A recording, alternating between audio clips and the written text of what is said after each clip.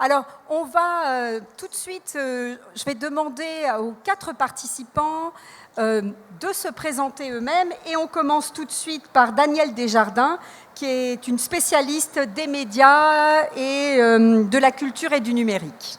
Oui, merci beaucoup. Ah, je pense qu'on ne vous entend pas bien. Non, est-ce qu'on m'entend? Voilà. Plus près. Plus près, on t'entend. C'est bon. Rapprochez-vous, Okay. je pense. Bonjour. Donc, oui, spécialiste des médias et du numérique, ce qui ne veut pas dire grand-chose, mais c'est ce que j'ai trouvé comme titre. Je suis consultante et spécialisée dans les médias et le numérique. Donc, c'est ça. Je fais des rapports essentiellement pour des organismes culturels, comme par exemple le Fonds des médias du Canada, l'ONF, Télé-Québec. Et au printemps dernier, au mois de mai, j'ai réalisé un rapport sur la découvrabilité pour le Fonds des médias du Canada. Le Téléfilm Canada et l'ONF collaboraient aussi à cette étude. Donc, la commande que j'avais reçue à ce moment-là, c'est de faire un inventaire de ce que sont les leviers de la découvrabilité pour les produits audiovisuels. Comme je travaillais pour des gens qui financent la télévision et le cinéma, c'était ce qui les intéressait en premier. L'inventaire a été fait aussi dans le cadre d'un sommet de la découvrabilité qui a été fait par le CRTC au mois de mai de cette année, qui réunissait pendant 2 jours des spécialistes de toutes les questions que ce terme englobe. Donc, mon inventaire, ce n'est pas un livre de recettes. D'abord, il y a des gens qui m'ont dit il n'y a pas d'exemple concret de ce qu'on peut faire pour que nos contenus audiovisuels deviennent disponibles, et puis c'est un fait. C'est un inventaire qui démontre d'où vient ce terme et ce que ça implique finalement. Donc, je l'ai découpé en 2 grandes catégories. Il y avait les leviers institutionnels et les leviers industriels. Les leviers institutionnels, c'est ce que font les institutions comme le CRTC quand ils exigent qu'il y ait un contenu canadien en majorité en heure de grande écoute à la télévision. Ça met le contenu canadien, donc nos contenus nationaux, devant les gens quand ils sont devant leur télévision, la période la plus fréquente pour eux. Dans mon secteur, la découvrabilité, pour ma part, j'en ai entendu parler la première fois, je dirais en 2013, quand j'ai vu une étude qui s'appelait, c'est une étude en anglais, donc c'était la Discoverability. Discoverability Strategies for Canada's Digital Content Producers in a Global Online Marketplace. La découvrabilité dans le secteur audiovisuel, c'est devenu un besoin à cause de l'envahissement du numérique dans notre secteur et de la multiplication des écrans qui fait que les contenus vidéo sont maintenant partout, se trouvent partout et sont super abondants. Maintenant, pour une définition de la découvrabilité comme telle, quand j'ai fait mon rapport en avril, j'avais cherché sur l'Office québécois de la langue française dans leur banque terminologique. Et à ce moment-là, ils ne donnaient que la définition informatique. J'ai cherché ce matin, il y a une 12e définition qui est apparue. C'est une définition qui est vraiment toute récente et qui se lit comme suit. Potentiel pour un contenu, un produit ou un service de capter l'attention d'un internaute de manière à lui faire découvrir des contenus autres. Et sur la fiche terminologique, on a ajouté comme note l'emploi notamment de métadonnées, d'algorithmes de recherche, de mots-clés, d'index, de catalogues augmente la découvrabilité d'un contenu, d'un produit ou d'un service. Donc, c'est très bien comme définition, c'est très bien, mais ça ne dit pas tout. Évidemment, ça ne comprend pas tout ce que ça implique derrière. Par exemple, la découvrabilité en soi, ce n'est pas un phénomène nouveau. Ce n'est pas d'aujourd'hui qu'on doit faire des choix dans les produits culturels qu'on veut consommer. Dans ma jeunesse à moi, il fallait qu'on choisisse entre les 4 chaînes de télévision auxquelles on avait accès quand on voulait regarder une émission de télévision. La différence, c'est qu'à l'époque, ces choix-là étaient définis par les institutions. Comme je disais, le CRTC qui a décidé qu'on devait avoir du contenu canadien en majorité le soir sur nos postes de télévision. Aussi, le fait qu'on ait un service public de télévision. C'est les institutions qui ont décidé ça. Ça, c'est ce que j'appelle les leviers institutionnels. Il y a aussi toutes les mesures de financement qui sont mises de l'avant par les gouvernements, dont la SODEC, dont Harold va pouvoir parler tout à l'heure. Mais aujourd'hui, on vit dans un contexte qu'on appelle un contexte de surabondance des contenus. Et les contenus se sont vraiment multipliés sur l'Internet. Et ce n'est pas nécessairement parce que notre civilisation est devenue particulièrement productive et créative, mais c'est parce que les revenus des plateformes qui dominent le web aujourd'hui, les réseaux sociaux, les sites de diffusion en streaming, les sites de microblogage, leurs revenus proviennent en grande partie de la publicité. Donc, de la vente de l'attention, de notre attention, qu'ils vendent à des annonceurs. Puis ça, ils peuvent le faire grâce aux données qu'on sème chaque fois qu'on clique sur un contenu. Le matériau de base de ce que j'ai appelé les leviers industriels dans mon rapport, dans mon inventaire, des données qui alimentent ces fameux processus et formules qui s'appellent les algorithmes et qui convertissent les questions en réponses. Donc, je vais laisser la parole à mes collègues qui, eux, vont pouvoir parler bien mieux que moi des métadonnées, des algorithmes et des aides gouvernementales aussi.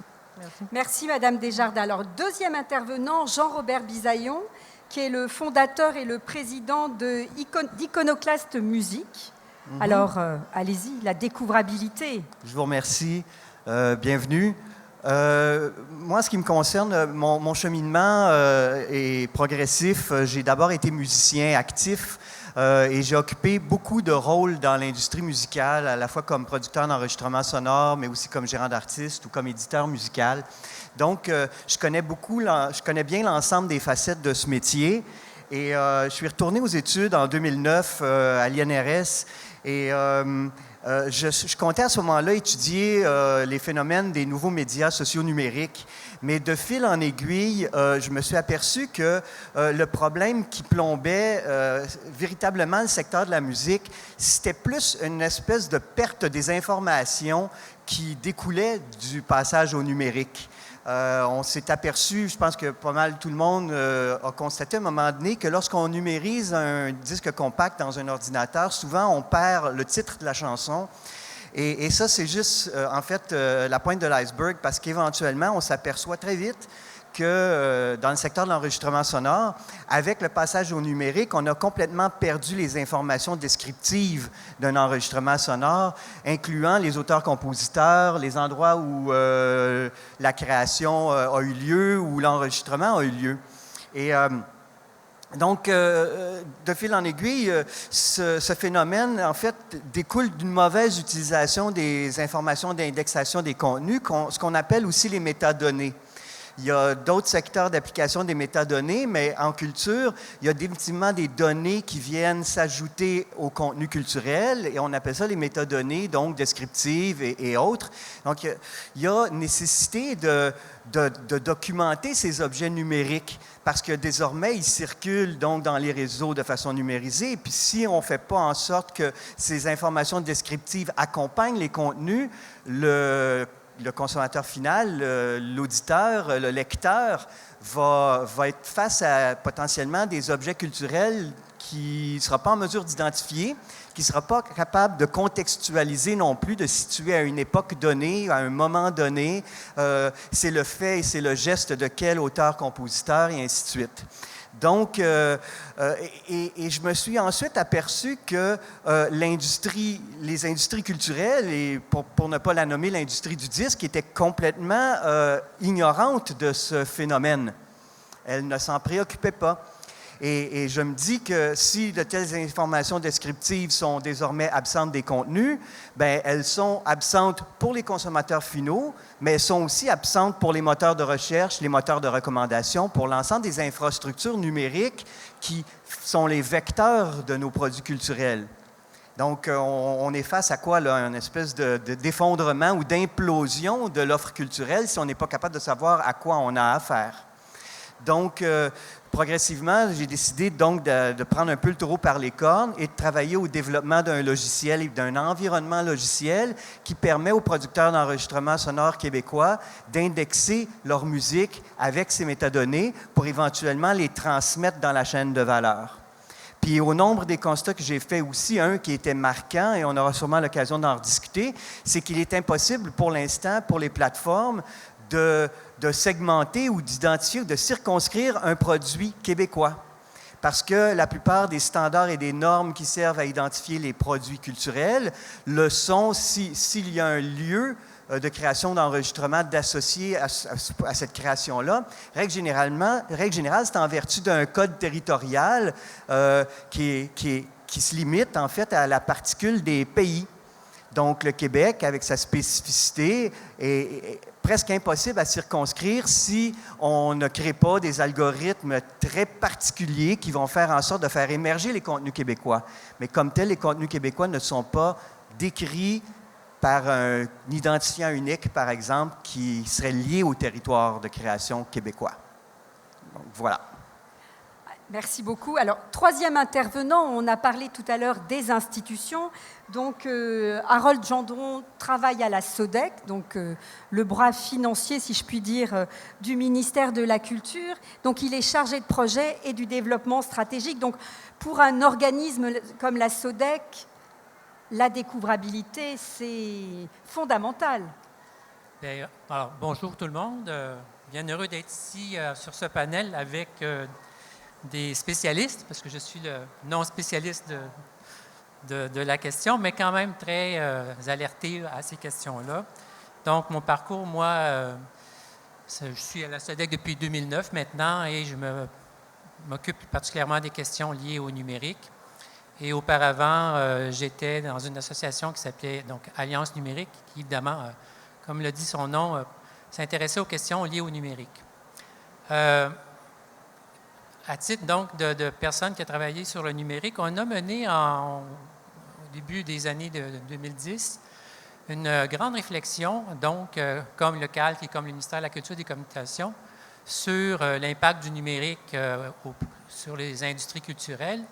Et donc, il fallait regarder quelles étaient les recommandations qui pouvaient ressortir de ces consultations. Et parmi la vingtaine de recommandations, il y en avait une qui portait spécifiquement sur l'importance de se doter d'une stratégie concernant les métadonnées. On est au début des années 2010. C'est resté un peu lettre morte à la SODEC, mais ces derniers mois, il y a eu donc, on s'est réintéressé plus intensivement avec donc, le sommet de la découvrabilité. Donc, il y a comme eu un momentum, si vous me permettez l'expression, concernant la découvrabilité. Et en particulier, nous, ce qui nous intéressait, évidemment, c'était ce qui touche tous les contenus financés par la SODEC, donc des contenus qui reçoivent des subventions publiques. Je me suis pris quelques notes pour rien oublier. Là, donc, cette préoccupation, évidemment, s'inscrit dans une volonté d'assurer une meilleure exploitation des contenus culturels produits par les entreprises québécoises. Nous, à la SODEC, évidemment, on aide des entreprises, mais il pourrait avoir la même préoccupation du côté du CALC ou du côté du ministère, donc pour les artistes ou d'autres institutions. Alors, par exploitation, ce qu'on entend, nous autres, c'est promotion, diffusion, circulation, visibilité des contenus, évidemment. Jusqu'à ce jour, on a surtout mis l'emphase sur la production d'une offre professionnelle de qualité dans tous les secteurs culturels que l'on se tient à la SODEC. Mais maintenant, on sent qu'on est peut-être rendu à un point nodal important et où il faut réfléchir peut-être à rééquilibrer peut-être nos efforts entre la production et l'exploitation. Cet intérêt accru pour l'exploitation et la découvrabilité s'inscrit évidemment aussi dans un désir de se positionner, nous, à la SODEC, à l'intérieur de cette problématique et essayer aussi de se trouver des pistes d'action pour pouvoir accompagner, aider les entreprises éventuellement dans le web des données et aussi dans le cadre du plan culturel numérique que vous avez peut-être entendu ici et là, donc à l'occasion. En d'autres termes, on voudrait savoir, nous, à la SODEC, comment on pourrait agir, aider de façon significative. C'est ce qu'on cherche à l'heure actuelle. Bon, on a évidemment déployé beaucoup d'efforts pour approvisionner le web en contenu, notamment par des programmes de numérisation de livres ou en cinéma. Et il faut faire maintenant, bon, je pense qu'il ne suffit plus de rendre accessibles maintenant ces contenus-là sur le web, il faut aller vraiment plus loin. Et donc, à ce moment-là, c'est ce qu'on cherche, c'est qu'il faut maintenant faire en sorte que ces contenus puissent, et là c'est ma définition en quelque sorte de découvrabilité, donc puisse ressortir, remonter à la surface et se lier avec d'autres contenus dans le but ultime qu'ils puissent être découverts et partagés par les publics d'ici et d'ailleurs. Donc, c'est ce qu'on cherche, c'est la réflexion qui nous anime à l'heure actuelle. Alors, pour nous aider à y voir plus clair et nous accompagner dans notre réflexion sur la disponibilité et l'exploitation, bien, on a fait appel à ma partenaire de côté, donc Josée Plamondon, qui nous a aidés à y voir plus clair, puis donc à placer, je dirais, les éléments du casse-tête. Et on a fait bénéficier non seulement les employés de la SODEC et de la direction, mais également les diverses commissions qui sont au cœur du fonctionnement de la SODEC. On a également fait des formations auprès du CALC, des représentants du ministère et également de l'Observatoire de la culture et des communications du Québec.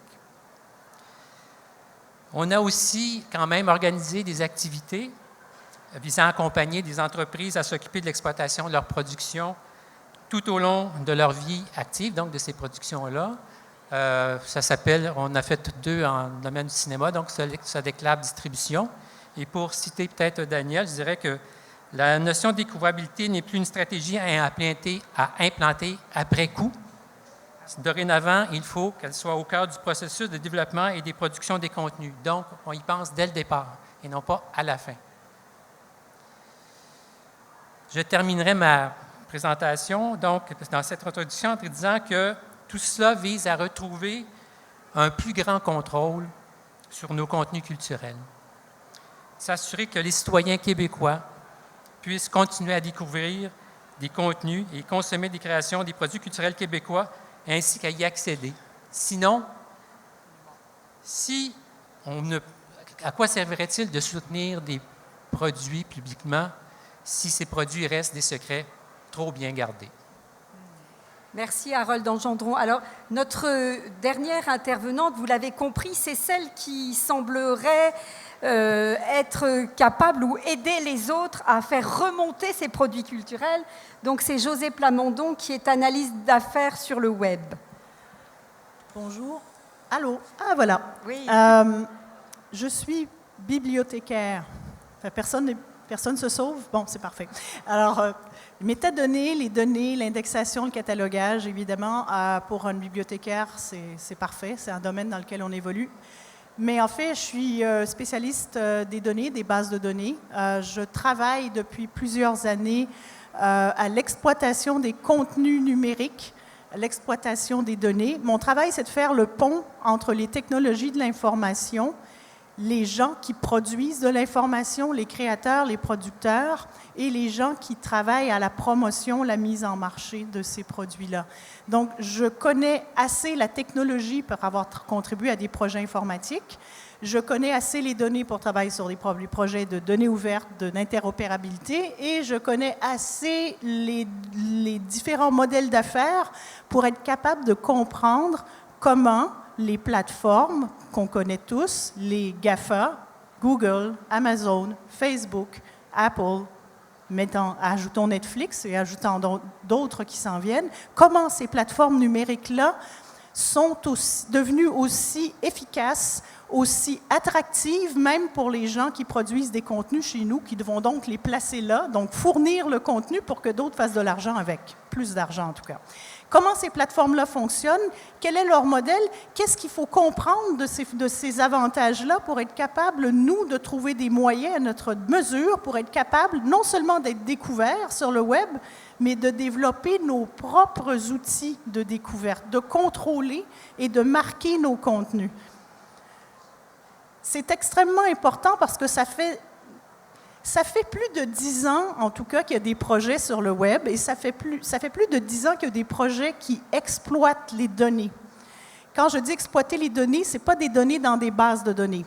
Tout ce qui est au Québec dans des bases de données, des bibliothèques, des musées, des cinémathèques, il n'y a rien de visible pour les moteurs de recherche. Ce qui fait que, si vous avez remarqué, quand vous allez sur Google, il y a quelques années, on faisait des recherches sur Google. On cherchait quelque chose et on avait une liste de résultats. On a désormais de plus en plus la petite carte qui s'appelle le Knowledge Graph, qui apparaît à droite sur Google et qui tend à prendre de plus en plus de place. C'est que Google se prépare à nous donner la réponse. Et souvent, la réponse, ce ne sera pas à quelque chose qu'on cherche, mais ce sera ça, la découvrabilité, c'est quelque chose qu'on ne cherche pas. Que faire ce soir à Montréal? Quel est le meilleur livre à lire dans quel domaine? Bien, Google va nous envoyer la réponse. Sauf qu'il y a malheureusement peu de chances qu'ils trouvent nos contenus parce que nos contenus ne sont pas... Il y a des métadonnées, mais des métadonnées cachées dans des bases de données ou des métadonnées non utilisables parce qu'elles ne sont pas standards, qu'elles ne font pas référence à des contenus ou à des valeurs standards. Je m'explique. Faites une recherche Cinéma Montréal, vous allez voir les suggestions de Google qui sait parfaitement que vous êtes francophone et à Montréal. Est-ce qu'il va vous montrer des films québécois? Bonne chance. Pourtant, il y en a. On avait le rendez-vous, les rendez-vous internationaux du documentaire. Il n'y avait rien là-dessus. J'ai fait un test. Je prends un outil qui permet de trouver les métadonnées qui devraient décrire des films ou tout objet culturel. Je les cherche. Alors, je mets la vitrine. 0 métadonnées. Pas de données culturelles. Les données qui sont dans la vitrine ne sont pas là. Le livre, c'est encore étonnant parce qu'on se dit, le livre, les bibliothèques, il y a du code là-dedans, il y a des métadonnées, oui, mais elles ne sont pas dans le web, dès que c'est dans des bases de données. Donc, c'est la partie technologique qu'il faut comprendre. Il faut exposer des données, il faut les rendre compréhensibles. Ça fait des années que ça existe, mais le problème, c'est qu'on est obnubilé par la technologie. Donc, on continue à concevoir des applications, des sites web, mais on ne se rend pas compte qu'on constitue des silos de données toujours invisibles. La seule façon de faire un équilibre avec les grandes plateformes, généralement américaines, qui contrôlent l'information et la découvrabilité sur le web, c'est de concevoir notre propre masse critique de données. Je ne dis pas de donner les contenus. L'avantage des données, c'est qu'on peut les dissocier des contenus. On ne donne pas nécessairement accès au contenu, mais on dit « j'ai ce contenu-là ». On peut inclure un lien dans les métadonnées qui dit où l'acheter, où le voir, où en voir un morceau. Mais au moins, on indique qu'il y a un contenu. On peut marquer maintenant, oui, des contenus avec certaines métadonnées. On peut dire « Location created, Montréal, Québec, Canada ». On peut donner le nom du right holder, le détenteur des droits. Parce qu'il y a une chose qui est assez étonnante, c'est que même dans des contenus numériques, il n'y a presque pas, comme le disait Jean-Robert, presque pas d'informations. Il y a probablement 25% des droits d'auteur qui ne peuvent pas être versés parce qu'il n'y a pas de détenteur de droits. Il y a des fichiers de musique, par exemple, on a le nom du band, mais on n'a pas les personnes à qui, ou on n'a pas à qui se renseigner. C'est pareil dans des images, dans des œuvres d'art, c'est pareil dans un tas de contenus culturels. Et c'est ça la grosse question. Parce qu'à l'époque, déjà, on se rend compte que toute l'information vient à nous sur un écran. Pour que l'information arrive à nous sur des écrans, ça prend des données. Pour que les algorithmes qui trient les données et nous font des suggestions trouvent nos contenus, il faut que nos contenus soient visibles. S'ils ne sont pas visibles, ils ne seront jamais repérés, compris, analysés, reliés à d'autres contenus. On ne sera jamais là. Donc, même si quelqu'un cherche, j'aimerais avoir un livre qui se passe, un roman historique qui se passe dans le bois. Je ne peux même pas avoir de proposition pour Maria Chapdelaine ou Les filles de Caleb ou quoi que ce soit, mais je vais avoir plein de propositions de d'autres livres d'éditeurs étrangers parce qu'eux vont s'être positionnés pour être là, alors que j'ai des contenus pertinents. Et il n'y aura pas de lien. Donc, oui, il est temps de bouger, il est temps de développer, de travailler sur les données. Puis les données, je le répète, ce n'est pas de la technologie. C'est de l'information. Et les premiers concernés par la description des contenus culturels sont les créateurs. Ce sont les premiers qui sont intéressés par une description exacte, complète, la plus exhaustive possible de ce qu'ils ont produit, parce qu'ils ont leur nom dessus, parce qu'ils sont capables de décrire leur contenu et des métadonnées, simples métadonnées, auteur. Parce que si je mets juste Michel Tremblay, je ne sais pas ce que c'est. Si je mets Snow, je ne sais pas ce que c'est. C'est l'hiver? En quelle langue? C'est Game of Thrones, Jon Snow, Michael Snow? Ah, Michael Snow, artiste. Ah, peut-être. J'ai besoin de métadonnées qui sont standards dans un langage qui est facile à comprendre pour des machines. mais j'ai surtout besoin de travailler et de lier toutes ces données. Et ça, c'est le travail, probablement, et c'est l'impulsion qu'on doit recevoir d'un ministère de la Culture et des organismes sous tutelle du ministère de la Culture. Voilà. Merci beaucoup, Mme Plamondon. Bonjour, je suis le nouvel animateur ici aujourd'hui, un substitut. Mes plus plates excuses. C'est l'histoire d'un gars, comprenez-vous, qui se lève à 6 heures et qui quitte Québec sans même dîner et qui arrive à Saint-Bruno à 2h15, 2h30 pour être dans un bouchon de circulation monstre. Alors aujourd'hui, ma ligne en entrée en matière, c'est donnez-moi un train ou donnez-moi un livre pour que je puisse me calmer un peu les nerfs. Excusez-moi pour ce retard, excusez-moi, messieurs et mesdames, les panélistes. C'est très intéressant. Tout ça, on avait préparé un peu le terrain, donc on a eu l'occasion de discuter ensemble. Après ce bloc d'introduction, on va passer à une partie débat entre vous quatre qui va durer 30 à 35 minutes. Et on a prévu un bon bloc de questions à la fin. Questions-réponses du public pour être capable de creuser davantage. Et en réfléchissant à tout ça, je me disais, on est dans un monde qui est devenu tellement complexe. C'était simple faire de la photo dans une petite chambre noire. C'était simple faire du montage analogique. Aujourd'hui, on apprivoise les bases de la culture numérique. On se croit capable de maîtriser ces outils et on l'est, mais on ne maîtrise pas du tout les algorithmes qui sont derrière. Et quand on parle de découvrabilité, donc la capacité pour les artistes d'être retrouvés et vus, je me demande, est-ce qu'on a la maturité collective et la connaissance collective? Autrement dit, est-ce que nos artistes ne vont pas se faire manger tout rond par les algorithmes?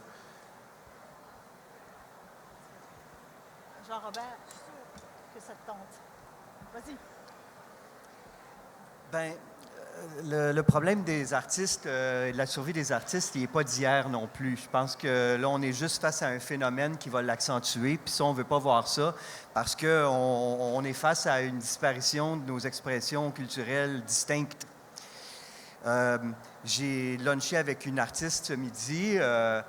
Ça va pas bien.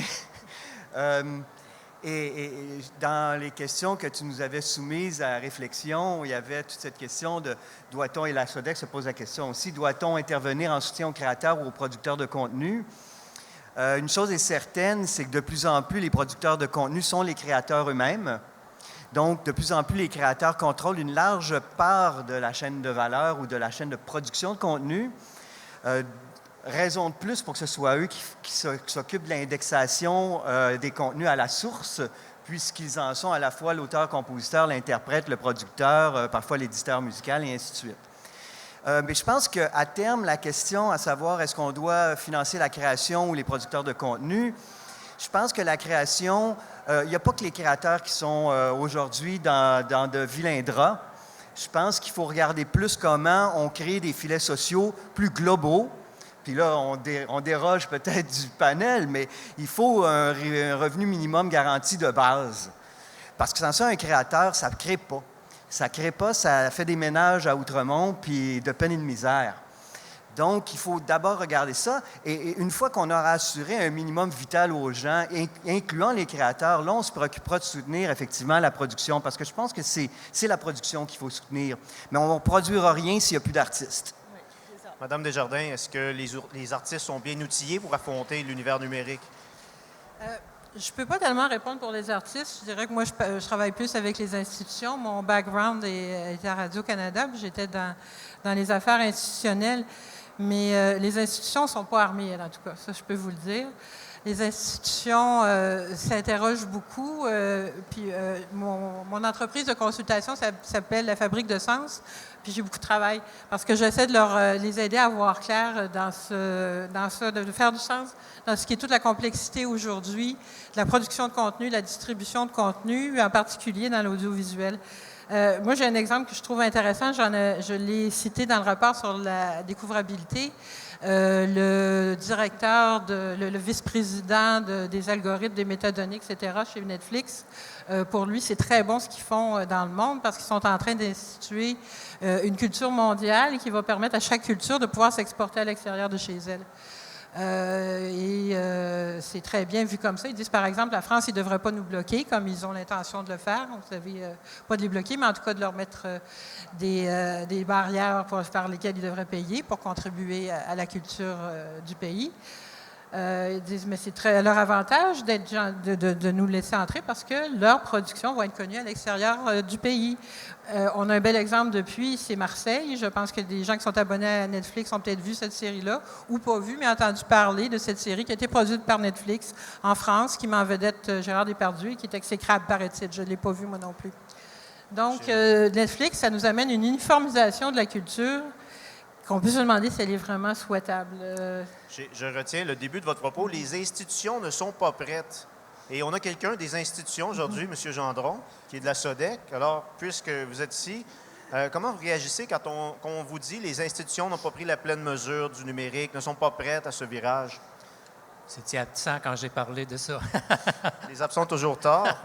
Donc, je vous mentionnais au tout début que la SODEC a recommencé à s'intéresser énormément à cette question parce que, évidemment, si on veut soutenir des productions et puis que, comme je disais à la toute fin, qu'il reste des secrets bien gardés, bien, on s'interroge évidemment sur cet aspect-là. Donc, pour nous, c'est très important qu'on puisse aider les productions à remonter à la surface, qu'on puisse les lier avec d'autres productions pour faire en sorte donc, que les citoyens puissent avoir accès à des contenus québécois au même titre que les autres contenus qui se retrouvent à l'heure actuelle sur Internet.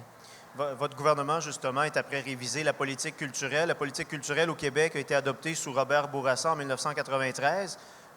Patrimoine Canada, sous l'impulsion de Mélanie Joly, fait la même chose pour la politique fédérale. Qu'est-ce qu'on devrait intégrer dans une politique culturelle du 21e siècle, pour faire un cliché? Pour Mélanie Joly, je vais laisser le ministre de la Culture répondre. Ça va de soi. Ministère de la Culture du Québec à ces questions-là. Évidemment, nous, on a des échanges et des discussions avec le ministère à cet effet-là. Pour ce qui est de la réflexion qui a été faite au niveau du Québec, bon, effectivement, il y a là aussi eu des discussions avec le ministère. Bon, je pense que nous, notre commitment sur le numérique est assez clair, donc on souhaite qu'effectivement cette politique fasse écho à ces éléments-là et qu'elle soit en phase avec le 21e siècle. Josée Plamondon, vous avez des attentes à l'égard de la politique? J'ai contribué, en fait, j'ai envoyé ma modeste contribution lors des consultations pour le renouvellement de la politique. Évidemment, je parle avec ma perspective de spécialiste de l'information et je dis que la donnée doit être là-dedans, la donnée au sens information, pas technologie, information. Mais il semble qu'on fasse une fixation quand on parle du numérique sur la technologie, ce qui met de côté, ce qui focalise l'attention sur les outils qu'il faut maîtriser. Mais je peux vous dire qu'il y a énormément d'entreprises ou d'organisations où on maîtrise un panoplie d'outils numériques sans absolument rien comprendre au modèle, sans s'apercevoir qu'on est en train de devenir des fournisseurs de contenu pour des plateformes qui font énormément d'argent, pas avec le contenu, mais avec les données. C'est-à-dire qu'on est dans une économie numérique. L'économie numérique, c'est la donnée à propos du contenu. Soit celle qui décrit le contenu, soit celle qui décrit les interactions que nous, on a avec le contenu. Et c'est ça qui manque. Dans une politique culturelle ou dans une politique numérique, peu importe le secteur, si on ne parle pas des systèmes, de la valorisation de l'information, si on ne parle pas de comment on va exploiter, traiter des données, ben on va se faire exploiter. C'est déjà le cas. C'est-à-dire qu'on donne des contenus et c'est d'autres qui génèrent de la valeur. Le contenu a moins de valeur que les données qu'on génère à propos du contenu. Quand on est capable, nous-mêmes, si on avait une politique culturelle où on dit on doit produire de l'information de qualité de façon à rendre nos contenus découvrables et connectés aux données mondiales, de façon à ce que quelqu'un dans le monde qui cherche quelque chose sur peu importe, un livre, un sujet, une œuvre d'art, qui ait une connexion quand c'est pertinent qui amène chez nous, bien, on vient d'en faire une première étape. Deuxième étape, quand on est capable de générer des données de qualité à propos d'un contenu, on devient capable de comprendre quoi faire avec des données et on développe une expertise, sinon on la laisse à d'autres. il n'y a pas que les États-Unis, puis il n'y a pas que les Google de ce monde qui sont capables de traiter de la donnée. Il y a énormément de pays européens dont les politiques culturelles mettent l'accent dorénavant sur la cueillette, la constitution de répertoires de données complètes et d'agrégateurs de données culturelles, de façon à ce que quelque part, on a une énorme concentration de données.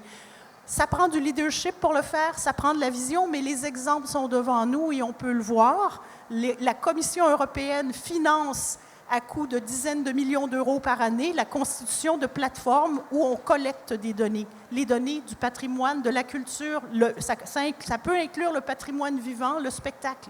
C'est ça qu'il faut. Et ça ne demande pas une énorme infrastructure, qu'on arrête de penser à la technologie. Ça ne coûte pas 3 millions. Ce qui coûte du temps et de l'argent, c'est de mettre les gens ensemble pour qu'ils fassent les projets.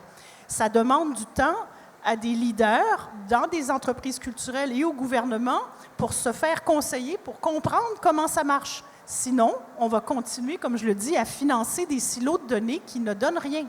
Et on va laisser tous nos créateurs incapables de se battre contre des systèmes qui fonctionnent sans même qu'on comprenne ce qui se passe. Pendant que vous parlez, Jean-Robert Bisaillon prend furieusement des notes. Alors, quelque chose me dit qu'il a aussi des attentes à l'égard de la politique culturelle. Bien, la chose qu'il faut savoir, c'est que ces évolutions et ces innovations technologiques vont à une vitesse de fou. Et je pense que nos gouvernements sont un peu enrhumés pour réagir dans le temps voulu, dans les délais requis pour faire face à cette espèce de bête qui se développe à une vitesse de fou. Et de là, je ne veux pas les blâmer non plus. Il n'y a pas que les gouvernements. Il y a les associations sectorielles, pour ne pas les nommer aussi, qui sont aussi enrhumées, sinon plus, que les gouvernements.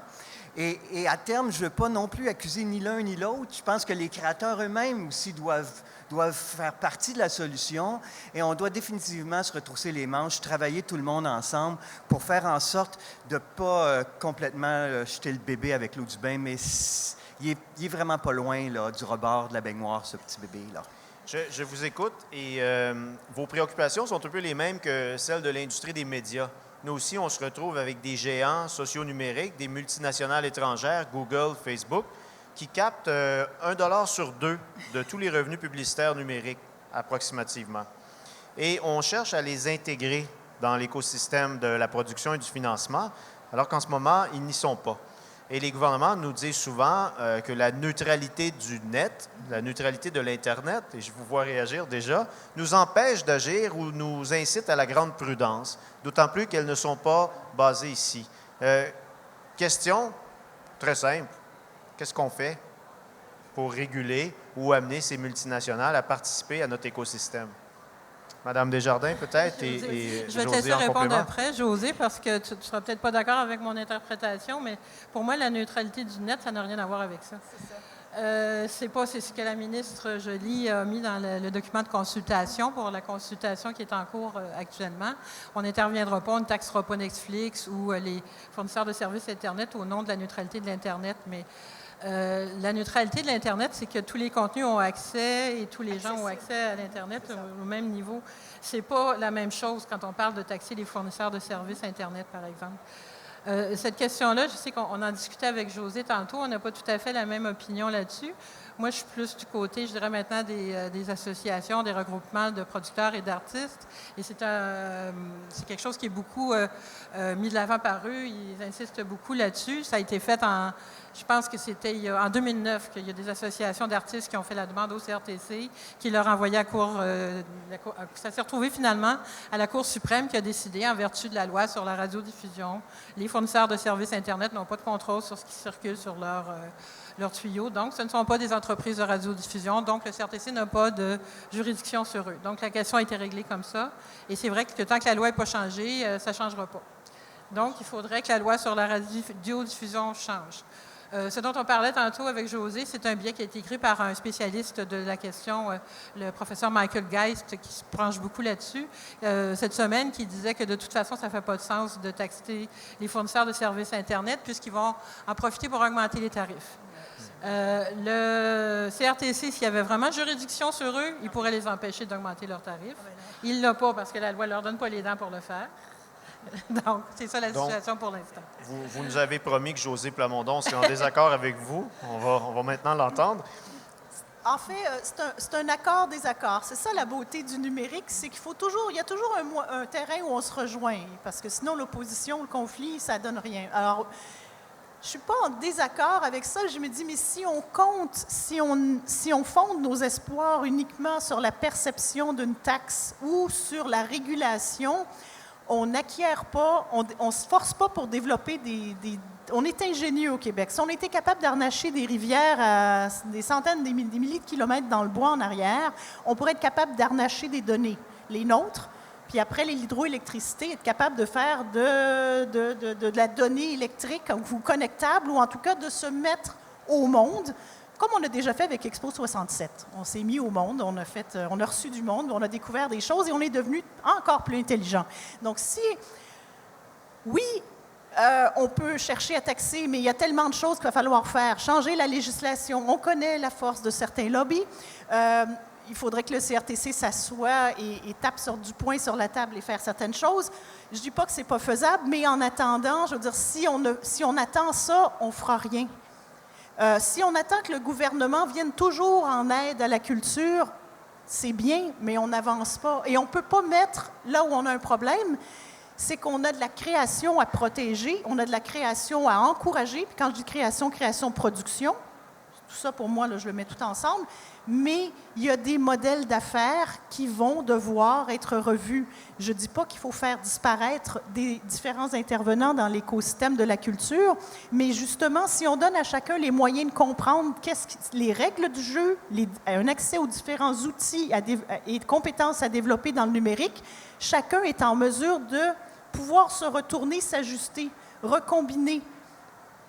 Puis ça, on n'a pas le choix, parce que c'est ça l'évolution. On peut lutter contre ça, on peut demander au gouvernement de nous protéger contre les changements, mais on ne pourra pas le faire longtemps.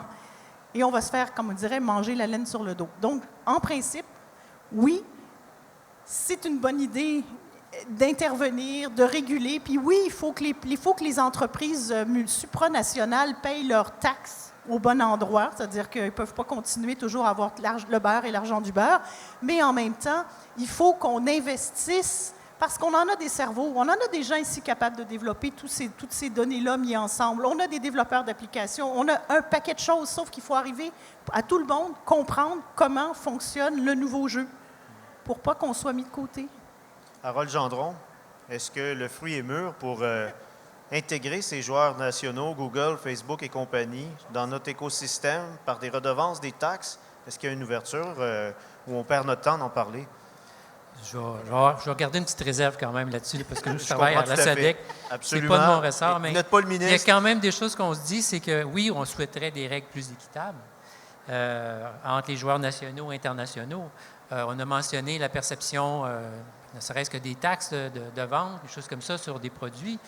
Quand ce n'est pas perçu, c'est des sommes d'argent qui quittent le Québec carrément. Donc, il faut une sorte d'accès Internet, mais il y a plein de capteurs de valeur à l'heure actuelle dans le système et qui ne contribuent pas du tout. Mais plus de l'avis de José là-dessus, c'est pas suffisant juste aller rechercher les sommes qui nous seraient dues, entre guillemets. Je pense qu'il faut développer une expertise, il faut travailler nos contenus. J'ai bien dit tantôt, il faut reprendre contrôle sur nos contenus, prendre contrôle sur ce qu'on fait et pas laisser ça, donc, dans les mains des joueurs étrangers. Je vais vous inviter à réfléchir un peu en amont. Et il y a des réflexions en ce moment au ministère de l'Éducation sur un problème. Est-ce qu'on devrait enseigner le codage à nos enfants pour les préparer, pour qu'ils aient la pleine littératie numérique? Est-ce que le codage apporte de la littératie numérique? Ça, c'est une question parce qu'en fait, je travaille beaucoup avec des informaticiens. Je peux vous dire qu'ils ne comprennent pas le modèle numérique. Alors, ils programment, oui, mais malheureusement, quand on enseigne la programmation, on n'enseigne pas à décoder des modèles numériques. Je peux vous dire que même les métadonnées, à part les métadonnées technologiques, l'histoire des métadonnées, souvent, c'est un apprentissage. Il faut transférer cette information-là. Donc, je me dis, apprendre à coder, mais pourquoi? Et quel langage? Et dans quel environnement? Java, Microsoft, vous travaillez sur Linux. C'est compliqué, hein, la programmation, il y a une variété. Mais je ne suis pas contre. Sauf que, pourquoi? Parce que je peux dire que apprendre à coder, ça n'apprend pas à comprendre les enjeux du numérique. Ce n'est pas la même chose parce que, comme je reviens au sujet, les enjeux du numérique, c'est de l'information. Et malheureusement, ce n'est pas parce qu'on dit technologie de l'information que l'information est là. Dans technologie de l'information, souvent, l'information n'est pas là. C'est-à-dire, c'est la technologie, point. Et je dis pas... Enfin, c'est intéressant de savoir coder. Moi, je comprends un peu de code, surtout de l'HTML, mais ça me permet de comprendre ce qui est affiché. Alors, c'est ça. C'est là qu'il faut comprendre si on a besoin, premièrement, de compétences informationnelles de base, genre vérifier des sources. On a tous été attrapés, par exemple, sur Facebook, en envoyant une information circuler, puis en disant « Ah, mon Dieu, je relais tout de suite », puis « Ah, hoax, fausse information ». Vérifier ses sources. C'est l'histoire de la présidentielle américaine, finalement. Ça. Comprendre ce que c'est un algorithme, comprendre ce qu'est une base de données, à quoi ça sert, les règles de confidentialité sur Internet. Donc, une des compétences informationnelles dans un numérique, déjà, oui, on devrait avoir ça. Puis deuxièmement, peut-être, si on veut après ça apprendre à coder puis comment ça fonctionne, mais au moins de base, savoir... si on a un site web, comprendre comment ça marche, au minimum, juste pour être capable de dire je pense que je suis attaqué par des virus, je pense qu'il y a quelque chose de pas normal qui se passe et de réagir. Ça, c'est minimum. Daniel Desjardins, faut-il enseigner le codage, oui ou non? Non, c'est ça. Ce que j'allais dire, en fait, c'est ce que José vient de dire. La littératie numérique, pour moi, c'est ça, c'est de comprendre comment ça fonctionne Internet, un site web, l'information, surtout qui circule sur l'Internet. C'est l'exemple des élections américaines, où on accuse maintenant Facebook d'avoir fait gagner Trump avec les sites de nouvelles fausses, ce qui est un peu exagéré. Mais il y a quelque chose là-dedans quand même. Il faut que les gens apprennent à voir c'est quoi la source d'une nouvelle. Je le vois souvent, on le voit tout le temps sur Facebook, quelqu'un même d'informé qui fait circuler une nouvelle. Mais c'est quoi ta source exactement? Puis cette source-là, elle a pris où? Puis oups, c'est plus vrai tout à coup. Donc ça, c'est important. Si on se place, Jean-Robert, vous voulez réagir à ça? Bien, c'est que Internet, là, c'est une matérialisation de la globalisation de la société dans laquelle on vit aujourd'hui. Et c'est ça qu'il faut comprendre.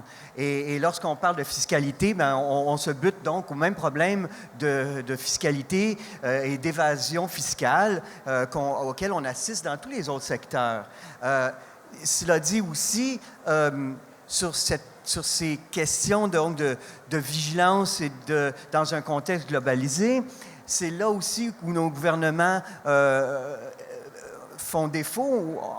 Ils sont très peu présents sur les tables de normalisation, de standardisation des technologies, justement. Parce que là, l'information, on s'entend que l'aspect technologique, il est présent. Là. On parle d'information, mais il y a bel et bien de la technologie aussi derrière. Et le code aussi peut camoufler des biais.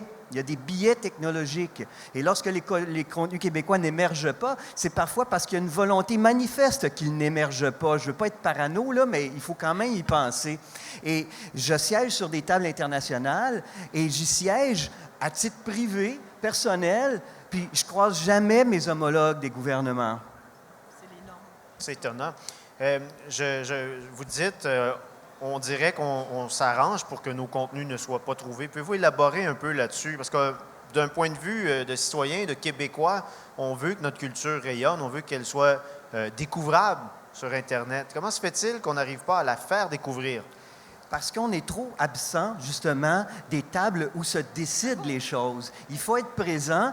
Je ne dis pas qu'il y a une intention criminelle là, derrière le GAFA de nous écraser, mais il faut être là, il faut pouvoir négocier avec eux et il faut effectivement que nos contenus émergent, qu'ils aient de la valeur. Si on a de la valeur à leur présenter, on peut s'asseoir puis négocier une certaine forme d'entente par rapport à ces innovations puis ces ruptures.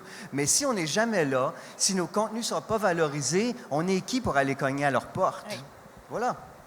Des algorithmes, ça comprend des données, et des données dans le web qui ont un format particulier avec des balises ou des métadonnées qui expliquent aux algorithmes de quoi on parle. Nos contenus ne sont pas vus, point. Ça, je l'ai dit. Il y a des outils pour ça. Alors, il y a 2 ou 3 formats ou syntaxes particulières que les robots, les bots, les crawlers, les moissonneurs, enfin, peu importe, toute la quincaillerie qui circule dans le web, il y a à peu près deux grandes syntaxes, deux grandes façons de décrire des métadonnées. On n'en utilise aucun. Il n'y en a pas. On n'a rien au Québec, rien de visible. En faisant un gros effort, j'ai trouvé un contenu québécois via Ticketmaster, qui est quand même pas bon. En tout cas, il n'y a pas grand-chose. Comment alors on peut espérer que les algorithmes voient quelque chose? Bien, ils ne voient rien. C'est tout. Ils ne voient rien. Et effectivement, sur les tables de ces standards-là, il y a des standards qu'on retrouve dans à peu près tous les domaines. Il y en a dans le cinéma, il y en a dans la musique. On n'a personne pour faire entendre nos voix, donc pour dire, bien, on aimerait, nous, avoir une balise pour le Québec ou pour la langue. Il n'y a rien. On n'est pas là. Il n'y a pas de... On n'est pas préoccupé parce que tout ce qui concerne l'informatique, depuis que l'informatique existe, c'est toujours concentré sur le système, mais rarement sur ce qu'il y a dedans et à quoi ça sert. C'est pour ça que je me dis, oui, c'est complexe le numérique. C'est pour ça que ça prend les personnes à qui est destiné le système. Ça prend les gens qui créent le contenu pour développer ces systèmes-là. C'est les premiers concernés. Donc, il va falloir avoir des projets numériques où on a vraiment une gestion de projet intégrée. Le plus de monde autour de la table avec les perspectives diversifiées pour produire des contenus qui marchent. Mais c'est ça le plus grand changement. C'est plus facile de changer de technologie que de changer la façon de penser. Hein? C'est ça. Notre portrait est plutôt pessimiste jusqu'à présent. On s'en excuse, mais c'est la réalité. J'aimerais savoir s'il y a des bonnes pratiques, comme on dit dans le domaine de l'enseignement et des affaires. M. Gendron, à la SODEC, vous êtes peut-être bien placé. Est-ce qu'il y a des modèles inspirants, des défricheurs, des Québécois qui cartographient le territoire numérique et qui devraient nous inspirer en ce moment? Bien, j'en ai quelques-uns à côté de moi, là, ça c'est certain. Je pense que... J'espère qu'il y en a plus que 3, hein, aussi bon soit-il. Je connais ceux que je connais, puis les autres en connaissent d'autres, puis c'est des réseaux, puis on finit par donc se connecter en tout ce monde-là. Donc, moi, dans mon travail, si j'ai réussi à trouver quelques étoiles filantes comme ça, puis de les amener dans le giron et à nous aider à réfléchir, je pense que j'ai réussi mon boulot. Et puis, il y en a ici donc avec qui on collabore, on travaille, et puis qui nous aident donc, à réfléchir puis à voir ce qu'il y en a.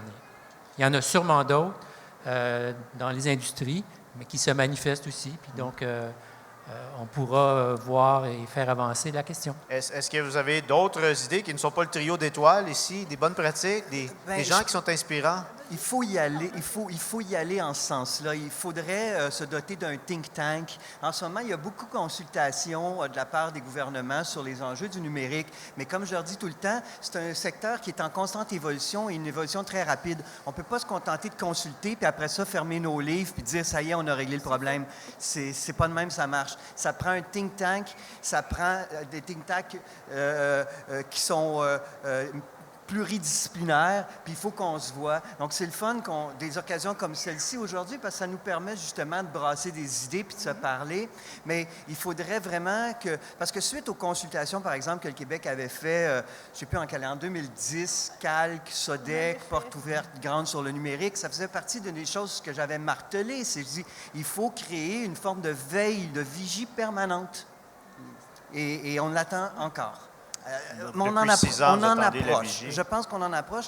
Je pense qu'on peut tout de même dévoiler le fait qu'il y a un mandat en ce moment qui a été donné par l'Observatoire de la culture et des communications du Québec de faire un état des lieux de l'utilisage des métadonnées dans les secteurs culturels. Peut-être que cet exercice-là donnera lieu éventuellement à la mise sur pied de quelque chose de plus permanent, que je le souhaite. Daniel Desjardins, vous voulez compléter? Oui, moi, en fait, l'exemple que je donnerais, c'est tout à fait en dehors du domaine numérique et de l'Internet. C'est les séries norvégiennes qu'on appelle le Nordic Noir. C'est des séries comme Bergen qui a passé ici à Télé-Québec, qui ont donné une grande réputation à la télévision, la production télévisée de la Norvège. Il y en a eu d'autres aussi, là, les titres ne me viendront pas comme ça. Le Fonds des médias avec la SODEC et puis la QPM, l'Association des producteurs médiatiques du Québec, ont fait réaliser une étude cet été là-dessus pour savoir, la question c'était comment ça se fait qu'ils réussissent. Comment ça se fait que leurs séries sont connues. Et ce sont des petits pays comme nous, très pays, comparables. 2-3 millions, je pense. Mais la conclusion de cette étude-là, c'est en fait que cette série-là, comme Borgen, je ne me rappelle plus, c'est produit entièrement par le télédiffuseur public. Ils ne font pas d'argent avec ça du tout. Donc, le fin mot de l'histoire, c'est qu'il faut que le gouvernement mette de l'argent. On n'a pas parlé encore des bulles de filtre. Ben, ça, c'est pas nécessairement les bulles de filtre, ça, c'est les algorithmes, c'est le résultat aussi d'un auto-enfermement.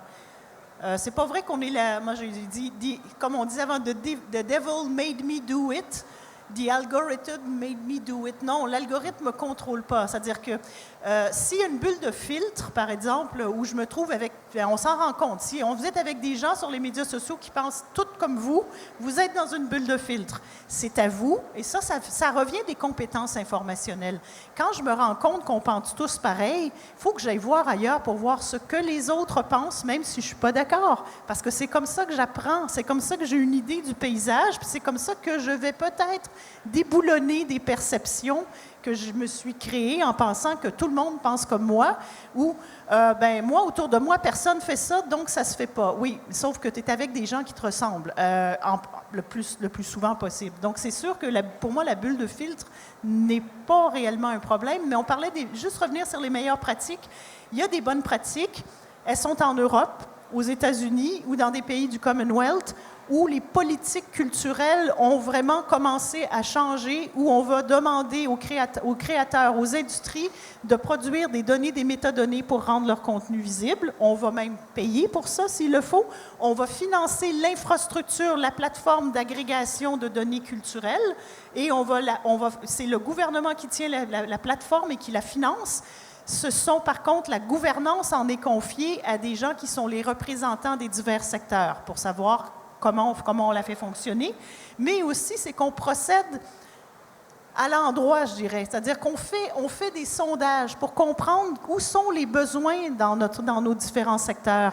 On ne leur demande pas s'ils ont besoin de savoir programmer ou savoir faire un site, mais on leur demande, avez-vous une compréhension du domaine dans lequel vous êtes? Comprenez-vous? Avez-vous l'impression d'être dépassé? Quand il y a oui, bien, dans ce cas-là, on va aller faire des rencontres. Donc, on essaie de combler les besoins pour que tous, au moins, c'est sûr que ça prend un accès Internet, mais après ça, il faut comprendre ce qui se passe. Donc, il y a des bonnes pratiques. Il suffit de regarder du côté des différents pays du Commonwealth, l'Australie, la Nouvelle-Zélande, le Royaume-Uni, la France. La France, comme je le dis toujours, depuis le début des années 2000, a changé de gouvernement de toutes les couleurs, a changé de ministre de la Culture très souvent, mais a toujours gardé le cap.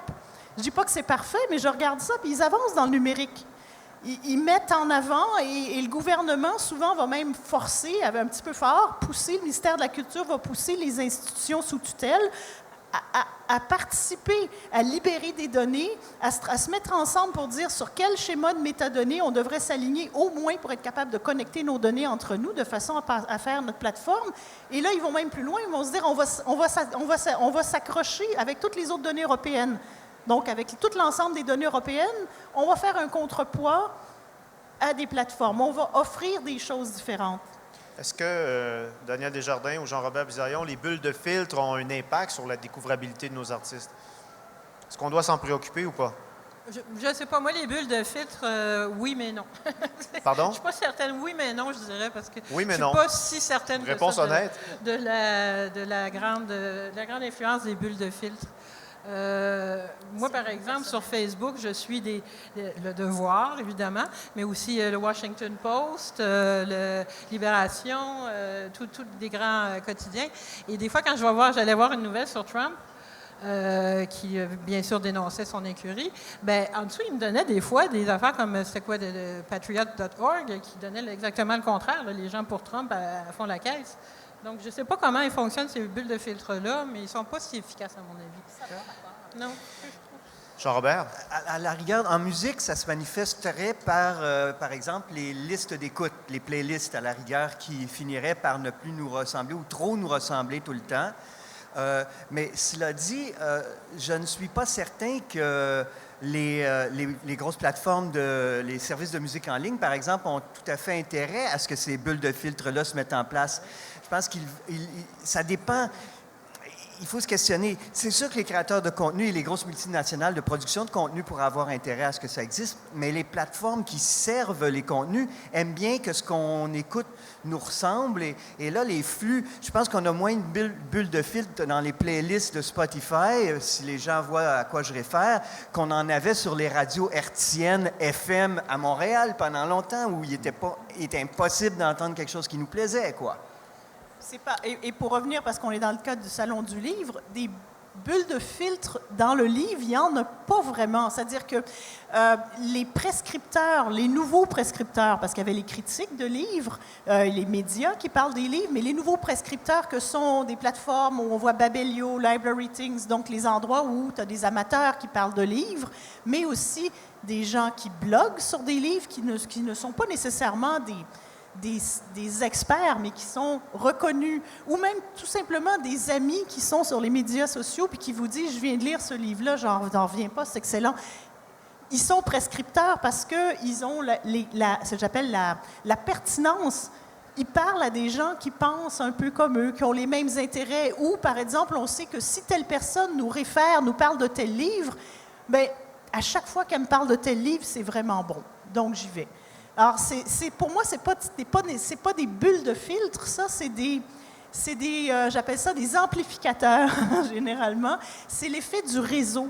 On appelait ça des gatekeepers dans la théorie médiatique des années 60-70. Et c'est l'effet de la pertinence. C'est-à-dire, si on a des intérêts communs, puis que je vois que ça a déjà marché une fois, bien, il est possible que j'écoute encore.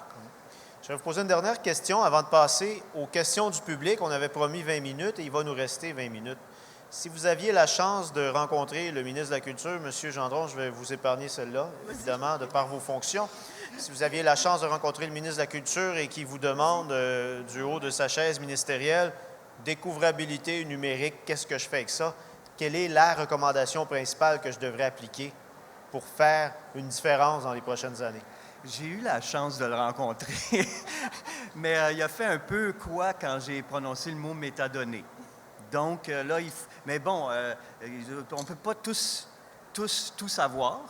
Donc maintenant, je pense qu'il sait ce que c'est. J'ai écrit un petit article sur mon blog qui s'appelle « 6 raisons d'État d'indexer vos contenus culturels avec des métadonnées ». Donc j'en parle là-dedans. Il n'y a qu'à lire ça. Idem pour Mélanie Joly. Je pense qu'elle l'a lu.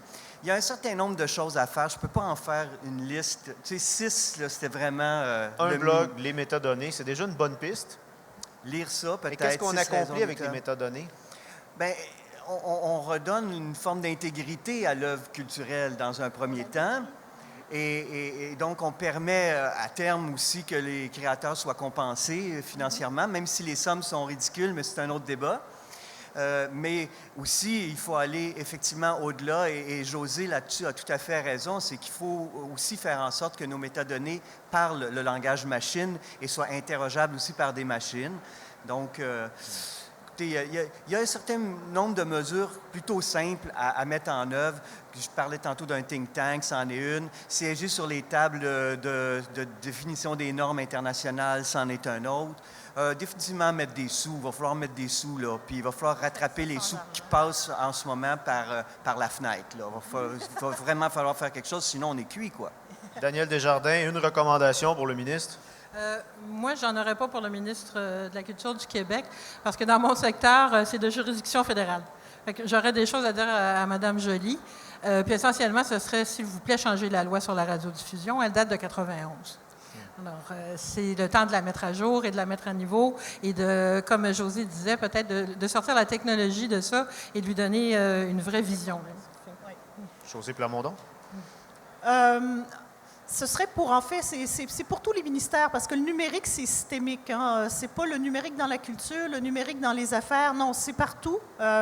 Et là, si on veut vraiment rajouter sur ce qui a été dit, ce serait là où on a un manque, c'est que dans les technologies de l'information, nos programmes universitaires ne forment toujours pas des gens, ce qu'on appelle dans le web des données ou le web sémantique. Parlons-en, les fameuses données dans des formats que les machines doivent lire, c'est du web sémantique. C'est une formation qui se donne uniquement au niveau maîtrise et c'est optionnel. Donc, bonne chance pour avoir beaucoup de monde qui fait ça. Du côté des sciences de l'information, c'est-à-dire les gens qui font le traitement des données, des métadonnées, Je dirais que l'école de bibliothéconomie forme surtout des bibliothécaires, alors qu'aux États-Unis et en Europe, on a massivement développé ce qu'on appelle Information Studies ou sciences de l'information. Il y a des milliers de formations en ligne, même pour les gens de l'informatique et les gens de l'information là-dessus. J'étais sur un de ces MOOC. Au printemps dernier, on était 3500 sur un MOOC de web des données, web sémantique. C'était majoritairement, évidemment, des gens des sciences des technologies de l'information, sauf que je me dis, qu'est-ce qu'on a ici? On n'a toujours rien. Alors, le problème, c'est que le jour où on veut vraiment faire quelque chose, il va falloir rapatrier les gens qui sont partis travailler ailleurs parce qu'il n'y avait rien à faire ici.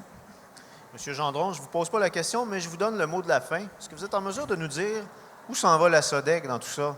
Elle vit les mêmes transformations que nous tous. À quoi va ressembler la SODEC d'ici 3 ou 4 ans? On est justement en train de réfléchir à ça sérieusement depuis quelques mois.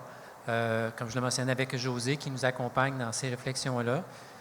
Qu'est-ce que ça va avoir comme impact sur les programmes? Qu'est-ce que ça va avoir comme impact sur qui on va aider? Pour le moment, je dirais, on est encore en train de mettre les hypothèses sur la table et de voir comment on va fonctionner. Et évidemment, aussi attendre ce que la politique culturelle va nous annoncer. Donc, à ce moment-là, ça nous donnera peut-être... Est-ce qu'on a une idée de la date de lancement de la nouvelle politique? Moi, j'en ai aucune espèce d'idée. Aucune idée? Non. On va l'attendre tous ensemble. Merci beaucoup. Jean-Robert Bisaillon, Daniel Desjardins, José Plamondon, Harold Gendron sont maintenant prêts à recevoir les questions du public. Alors, je vais vous demander de poser... Oui, effectivement. Vous pouvez les applaudir. Je vous demanderai de vous précipiter au micro et d'adresser une question à un des panélistes. On va y aller de manière spécifique et si d'autres veulent compléter la réponse, on y va à la volée comme ça. Madame? Bonjour, je m'adresse principalement à M. Jean-Robert Bisaillon. Je suis bibliothécaire, je travaille avec des techniciens en documentation. On a des formations qui vont de 2 à 3 ans pour nous aider justement à être capables de produire de bonnes métadonnées. Je me posais la question, comment vous allez accompagner les créateurs pour qu'ils soient en mesure de faire en sorte que les métadonnées qu'ils produisent soient interprétables par les machines qui vont devoir ensuite découvrir les contenus? On a développé un logiciel. On a encore beaucoup de chemin à faire. Il n'est pas totalement au point, c'est clair.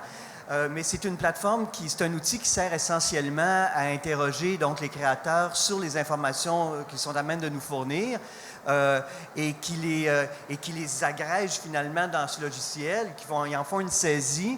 Et nous, après ça, on a à charge de créer des passerelles avec les destinataires de ces informations-là, auxquelles ces informations-là sont destinées. Donc, à terme, il serait possible, par exemple, de rendre ça disponible en format RDF, par exemple, en format en langage machine, en langage XML. Il y a aussi des standards mondiaux qui existent sur lesquels on peut s'aligner. Le problème, c'est que ça coûte des sous développer tout ça, puis il faut effectivement qu'on ait du soutien dans le but de pouvoir créer un outil qui soit le plus performant possible. Mais l'idée aussi, c'est que ça permet ainsi à des novices de rentrer les informations et de ne le faire qu'une seule fois. Ils n'ont pas à répéter ad nauseam une opération fastidieuse d'indexation des contenus. Ils le font une fois, puis après, c'est transmissible à la chaîne de valeur. Donc, c'est ce qu'on a commencé à mettre en œuvre. Ça pourrait s'appliquer à d'autres secteurs? Ça pourrait tout à fait s'appliquer à d'autres secteurs, oui. Mais bon, on va commencer par finir ce qu'on a commencé. Parfait. Merci beaucoup. Bienvenue. Madame? Oui, bonjour, mon nom est Micheline Bourque, je suis présidente et fondatrice d'un club de lecture pour gens d'affaires, donc le livre d'affaires qui est un peu le mal-aimé. Félicitations pour cette chronique d'une mort annoncée.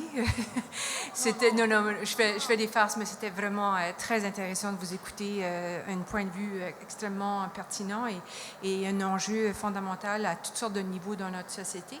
Alors, moi, je vais vous poser une question bien simple. Quoi lire et qui lire? Donnez-nous de l'information. Comment je peux faire pour suivre ce dossier-là qui est tellement critique à ce moment-ci? Qu'est-ce qui sont les bonnes sources d'information pour suivre ce dossier-là? Question très intéressante. Qui on suit pour se tenir à jour? Moi, j'ai un début de réponse, pas parce que je travaille avec eux, mais le Fonds des médias du Canada, je trouve, fait un très bon travail de veille sur une plateforme qui s'appelle FMC Veille. Et j'ai produit beaucoup de contenu là-dessus, mais il y a d'autres personnes aussi qui produisent des contenus.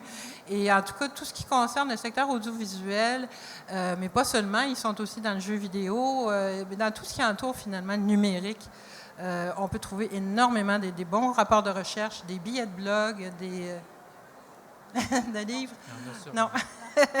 On devrait en publier peut-être?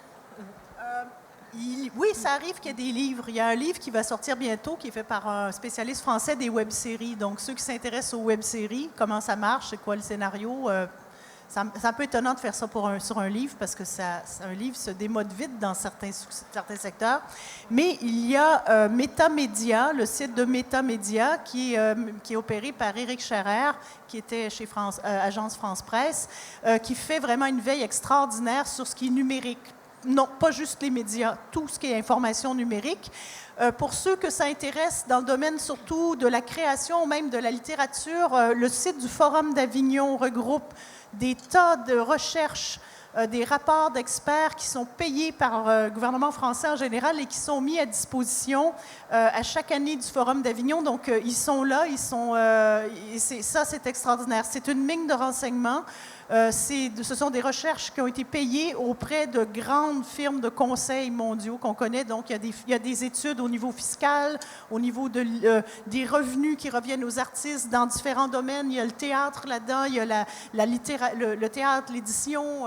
Bon, tout est là.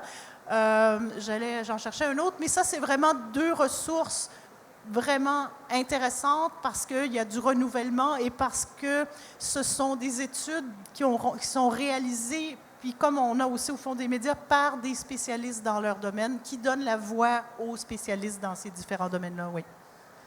Dans mon boulot, évidemment, je fais de la veille et j'en fais quand même pas mal. Je dois avoir 300, 350 sources que je suis assez régulièrement. Je publie généralement un bulletin, mais là, il est silencieux par les temps qui courent, trop de boulot. Mais ça me fera plaisir de prendre votre carte puis de vous envoyer quelques éléments d'information en disant « suivez ça, ça, ça ». Évidemment, abonnez-vous à Vigisadec, puis vous aurez aussi d'autres sources d'informations éventuellement. Il y a aussi, tant qu'à faire, parce que c'est assez fondamental, effectivement, très bonne question, merci, c'est pour le bénéfice de tous. Il y a un livre qui s'appelle « À quoi rêvent les algorithmes » qui a été écrit par un chercheur français qui s'appelle Dominique Cardon. Et sinon, moi, j'ai un site de veille sur les musiques et métadonnées, un enjeu de diversité culturelle. C'est sur la plateforme Scoop It, donc scoop.it. Musique et métadonnées, un enjeu de diversité culturelle. Dès que je trouve quelque chose de pertinent, je vais l'ajouter sur ce site-là. Peut-être une autre question. Merci, je vais vérifier.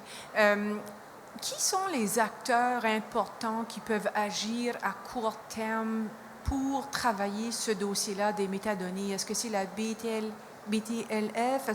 Qui sont les acteurs qui peuvent poser? Il y a toute une panoplie, j'imagine.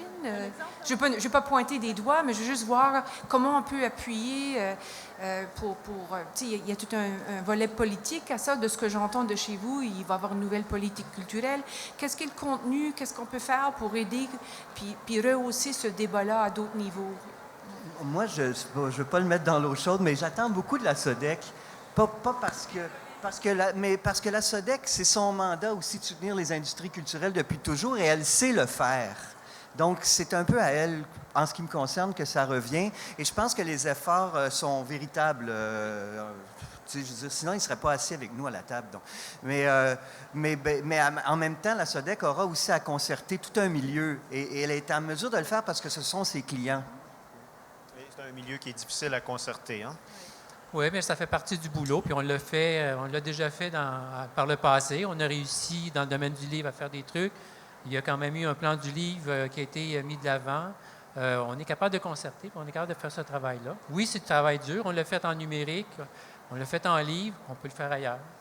Ça, je ne doute pas de votre volonté, mais souvent, ce sont les milieux eux-mêmes qui ont leur pratique, leur silo. On les assoit autour de la table, puis on va y arriver. On barre la porte. Bien, encore une fois, je vous remercie, vous quatre, mesdames, messieurs du public. Merci pour votre écoute. On les applaudit une dernière fois.